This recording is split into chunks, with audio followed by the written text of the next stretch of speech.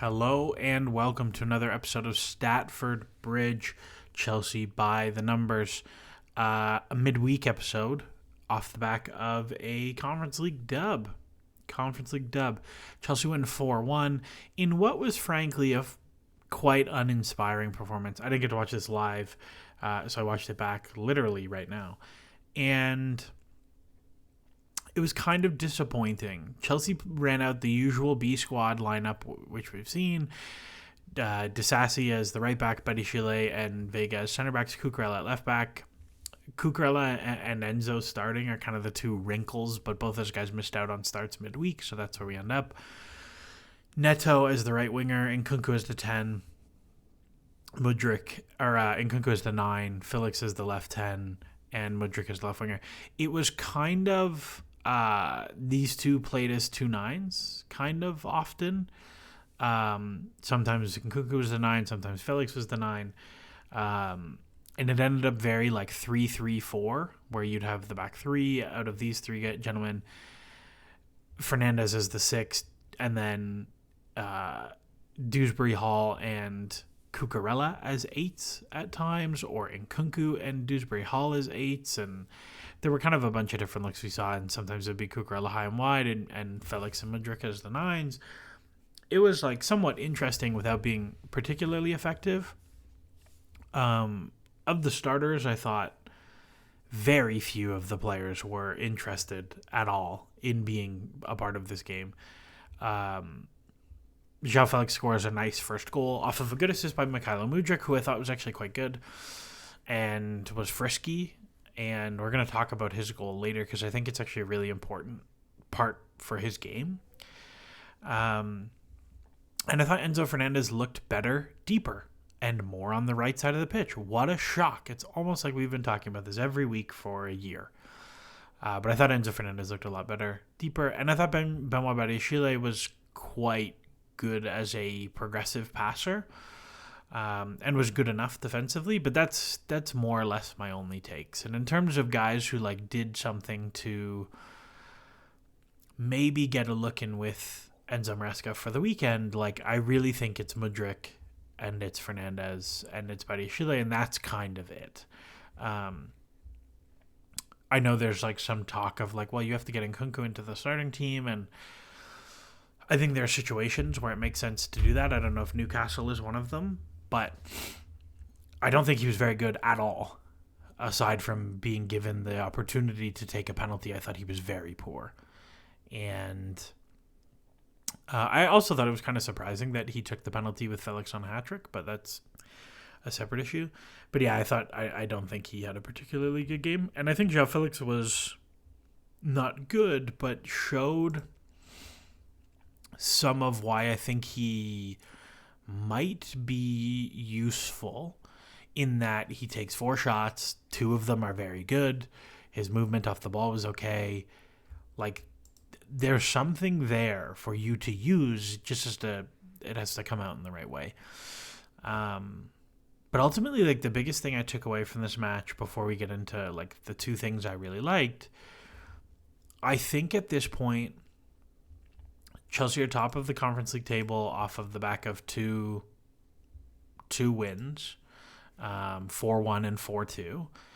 They have been like just okay by expected goals. Like, they're a +2 expected goal difference, and I think they have a penalty in both matches. Like, that's not good. But I think at some point Enzo Maresca has to start, even if it is somewhat suboptimal, has to start looking at, if you play well in the Conference League, you are going to get first team looks. And if you play bad in the first team, you're going to go play Conference League. Because what the first half of this game felt like was, we know that this game doesn't matter and that we're going to play next week, but we're not going to play on the weekend. And that's how the whole first half felt. And it accelerated a little bit in the second half, mostly due to one of the substitutes. But it was very like walking pace and not particularly good on either end. But really, like, this is not going to be a long episode. It's a midweek episode. There's 2 things I want to talk about. The first thing I want to talk about is Mykhailo Mudryk's goal. So first off, he arrives at the back post, okay? Ball comes in from Pedro Neto. Mudryk gets inside of the right back shoulder and finishes with a header at the back post. And I did a coaching, how I would coach Mykhailo Mudryk video like over a year ago now, talking about two things that I harped on consistently. One, other than like the like general structural things, but as a player, the two things I talked about were movement in behind and shot locations. And what I talked about specifically with those two is that as a winger, he has to get into the box, into the 6-yard box to finish at the back post. The best wingers who score the most goals make the runs to the back post. They get inside the fullback and they score the scrappy, dog breath, terrible goals at the back post. And Misha is very fast. He's very fast. And and he's very physically talented. If he wants to get to those spots, he can totally get there.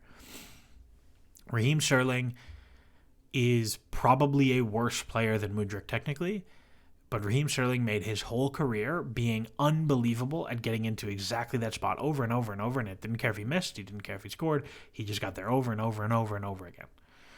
And that's where the goals come from, is like getting into really good spots in the box so that when the ball goes through the back post, you have a tap-in, or you have a header at the back post, or you have whatever. And the thing that made me the most happy about it was I actually saw this quote before I had seen the game, was Enzo Maresca was asked about this goal and Mudryk's performance in the post-match press conference, and he says, like, I'm very happy for him. We as a staff, we spend a long time helping the players, not only Misha, but the whole squad. Since we started, we are working with Misha and all the wingers to arrive in the box into the position where Misha scored. Specifically, if you are the back post winger, can you arrive at the back post for squares and tap-ins? And there's two reasons for this, right? First, if they don't pick you up, it's a tap-in at the back post. Second, if they do pick you up, it opens up cutbacks. And it opens up all these other opportunities that now, like, center backs are put in horrible decisions where, am I going to take the cutback or am I going to take the square? And it is the easiest way to score goals. One of the things that I have been quite happy with Enzo Maresca's Chelsea so far is they have gotten good numbers into the box from when the ball is in wide areas or cutback areas. There is always a 9, there is always a 10, there is usually the opposite winger, and usually there's another midfielder for 4. Almost always. And one of my gripes has been, like, a lot of the time it's been players getting into the box but not getting into the right spots. You don't get the hard near post run, you don't get the hard back post run, you get lots of the cutback. And the cutback is the one everybody wants because it's like, oh, it's going to be in front of me and it's not dirty and I can score a nice goal. But, like, the goals come from the other two more than anything. And so him saying, like, we're working with the wingers to get there, he struggled to arrive there. Now he's starting to arrive there. He scores today. This is where we are going to score goals. It's for him, it's for Jadon, it's for Noni, it's for Pedro. All of the wingers, they need to be in position because the ball is going to arrive there. That, to me, is really, really good recognition as a coach, and that is really, really good. That was one thing to be very happy about. However, it was not a great performance. But one of the really big bright spots, I think, was Mr. Tyrique George. Tyrique George comes on for the last half an hour of the match. And, you know, after preseason, I was kind of the opinion, you know what, like, it's nice he got preseason, but I think based on what he's doing in the PL2, which has mostly been, like, a lot of long shots and a lot of stuff that doesn't translate super well, I don't think. He has been on a tear this season. He is scoring every game. He's assisting every game in PL2. And I think he's been really direct and really lively in his first 10 minutes to the point where we see in half an hour he gets 4 shots inside the box. And now, they're not amazing shots. They're all below average quality. You know whose shot map this looks like? Nani Madueke's. You know what the difference between this and Nani Madueke's shot map is? Tyrique George is playing on the right. He is not a right winger. And I understand he's playing on the right because, like, Mudryk is getting the run to do it on the left. Fine, I get it. But Tyrique George led Chelsea in box touches. in a game he played 28 minutes. He took 12. He did not misplace a pass. He passed, not crossed. There were some crosses that didn't go well. He has a delightful pass to the back post, or cross to the back post for João Felix. That's like a really creative and clever pass.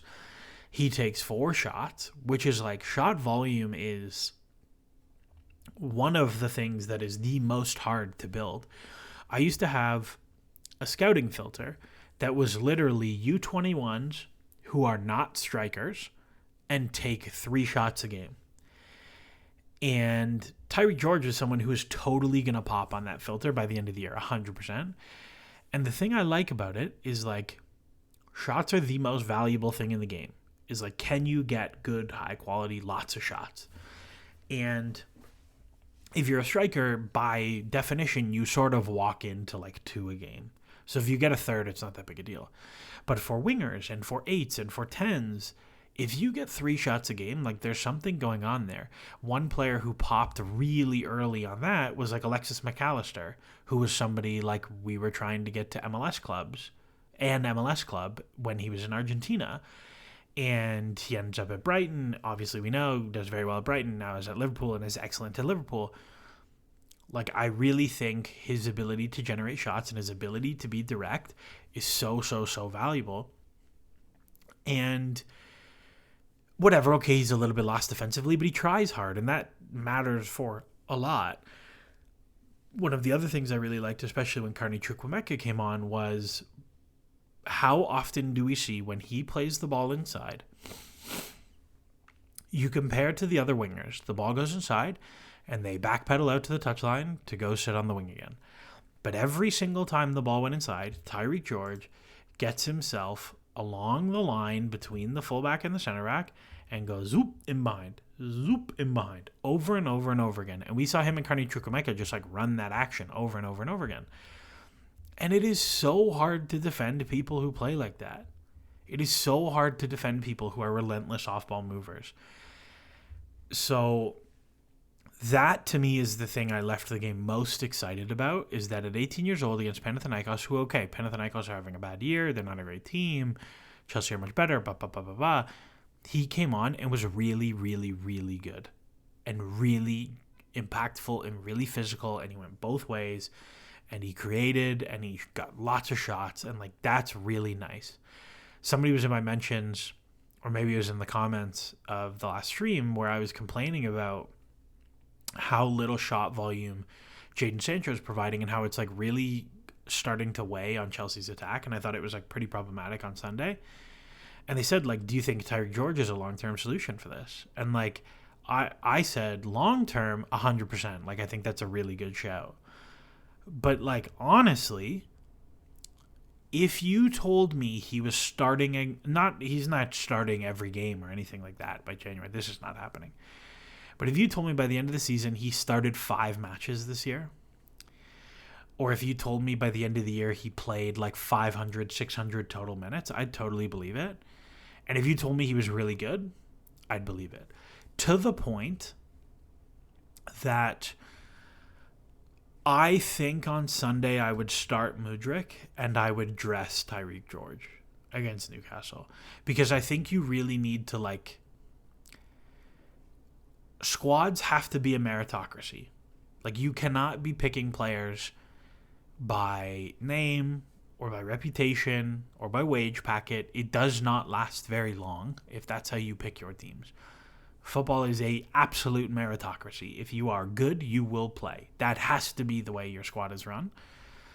And I think based on the way the wingers have been playing lately, I think you should start Mudryk, and I think Tyrique George should dress. And I think you can decide whether it's Sancho you don't play or it's Neto you don't play or whoever. But I think Mudryk should start and George should dress for Sunday's match. But really, really excited about him. Guia was not very good. But and nice to see Carney Chukwuemeka, who has looked much better than Dewsbury Hall every time he plays. And Dewsbury Hall, I think, will not be at the club next year because he is not hanging at the level. And that's okay. Sometimes things don't work out. Anyways, that's all from today. Short one. We've got Newcastle Sunday. We'll talk about that after the game. But nice result. Take the points, and let's see what we've got for Newcastle Sunday. Take care.